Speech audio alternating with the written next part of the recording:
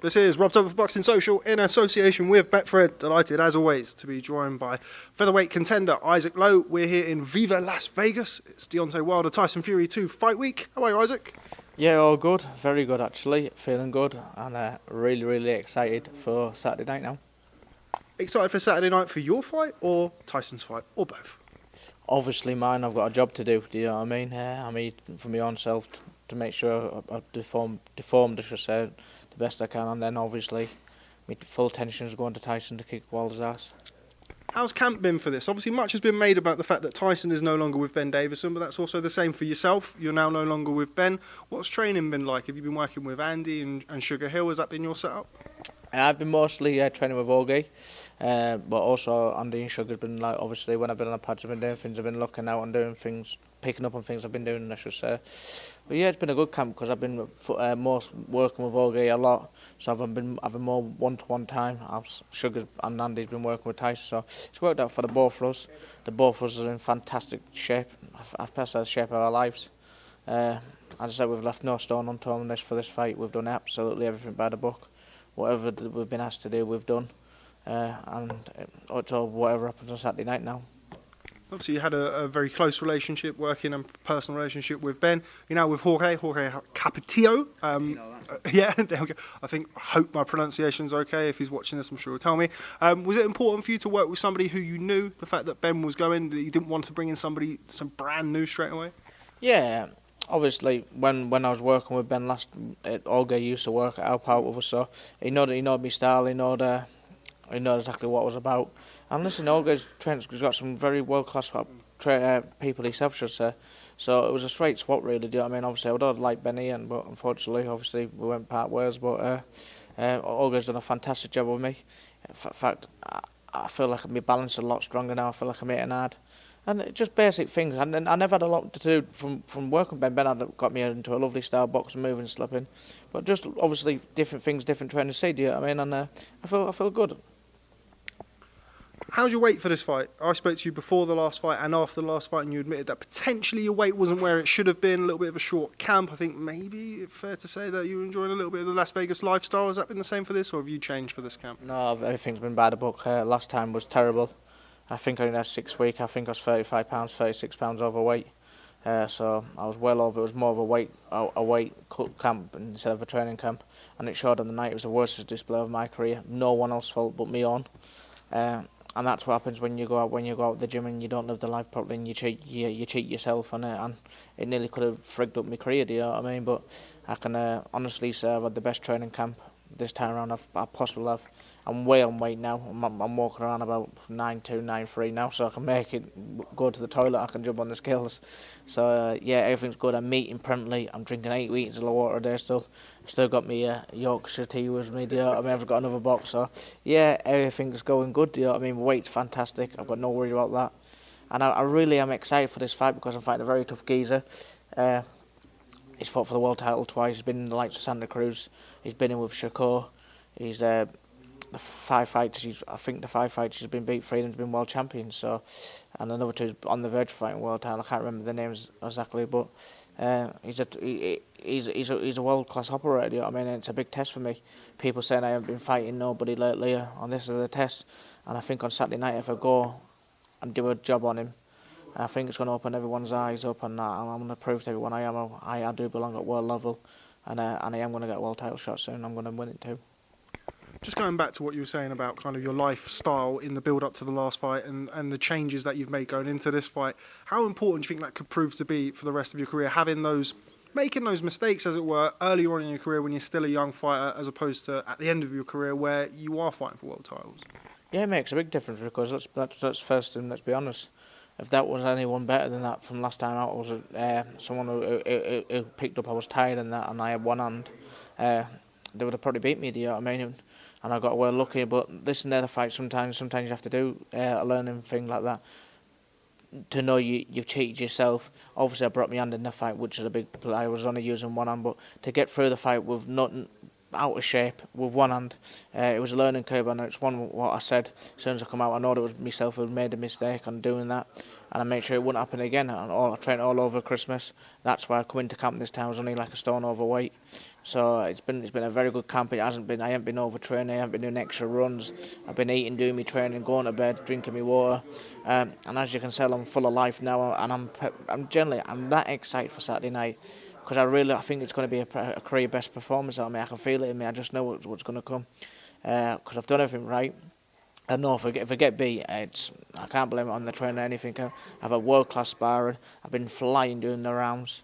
And I said I'm just going to make a display on Saturday night, get through this, and then I want one of the big boys, or I want one of them just under the world level scene. Now, you've boxed on Tyson's last 4 undercards, I believe. Well, I know you boxed on the Wilder Fury 1 undercard in LA, which was a huge fight. Obviously, this is shaping up to be an absolute monster as well. When you're fighting on such a big stage, pay-per-view, heavyweight championship of the world, does that give you that little added extra bit of concentration? Yeah, of course it does, because I know millions of people are watching around the world. I know millions of fans are going to be watching it, and people get to see you, promoters watching you. So if I've performed to my best and shown my ability what I think I can do, then it's going to open eyebrows up, and that's what I tend to do on Saturday night. I want to open old Bob's eyebrows up. He'll be saying, "Again, get that checkbook out, get that boy in now." No, but it does. Obviously, these big shows, you only get one. Some people dream to fight on these shows. Do you know what I mean? I've been lucky enough to have the opportunity to fight in the first one, this one. I've been on the likes of Scott Quigg on the card against Frampton. I've been on big shows. Obviously, the George Groves and the Eubanks when I boxed for the British title. So I've been on just before the main event. I've been on these big shows. I know I'll take it all now, and it's good. Cause it's been a good experience. So one day when I do get to headline myself, or if I get a world title shot or whatever, it'd be all comfortable, and I'll take it on my stride, I should say.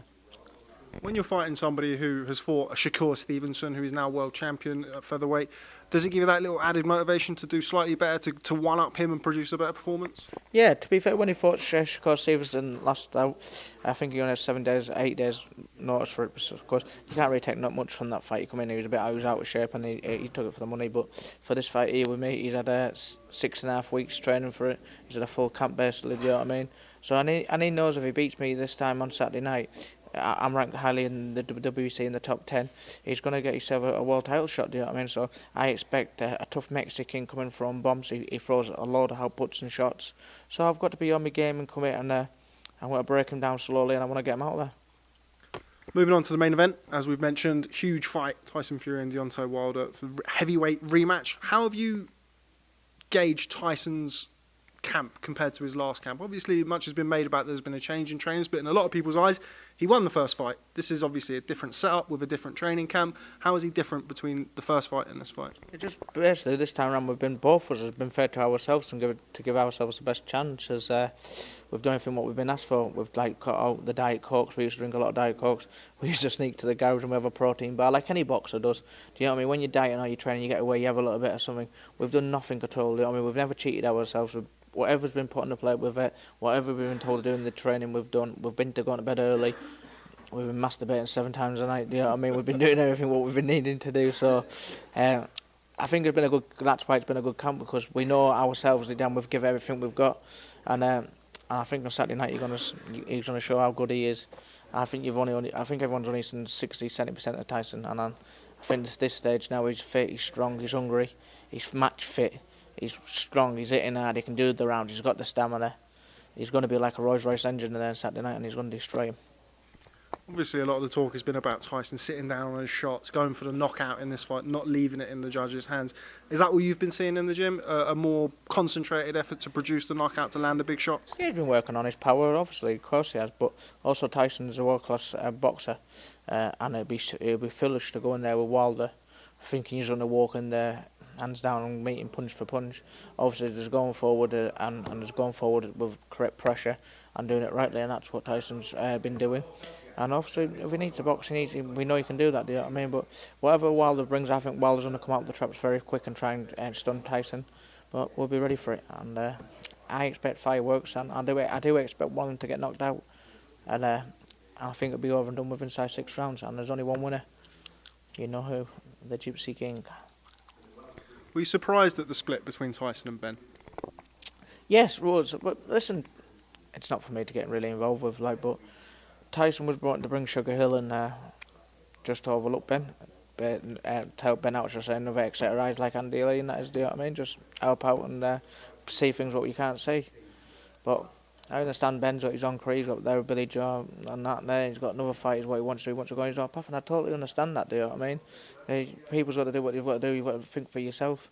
And Ben decided he wanted to go by his own way, but to be honest, it would have been nice to have Benny with us, because I got on great with Benny. He's not just been a friend to me, he's been a very close friend. And it would have been good to hear, but sadly he's not, and we've got a job to do on Saturday night. We don't worry about that now, that's been done, that's in the past. And I'm sure after we get the fights on the Saturday night, we'll probably catch up to him when we're out and we'll have a beer. You see yourself working with Ben again in the future? You can never say never, do you know what I mean? Obviously, I know now he's fully focused with Billy Joe. And I know what I've just seen today, Billy Joe's meant to have the fight with Canelo, possibly, if it's right. So I'd imagine he wants full time with Billy Joe at the minute in time and all that, so he'll let him work away with him. And then obviously we'll see what fights pop up for me and see what if it's right for me. And if the time's right, yeah, I'd love to work with Ben again. Why not? If we work together again, I'm sure we'll be at some point down the line we'll probably work together again. Yeah. Just final question: on Saturday night, Tyson Fury versus Deontay Wilder. Does the winner of that fight become the #1 heavyweight in the world? Yeah, without a doubt. You'd be a fool to say they're not. Do you know what I mean? Someone's always got to go. They're the two biggest. They're the two powerfuls.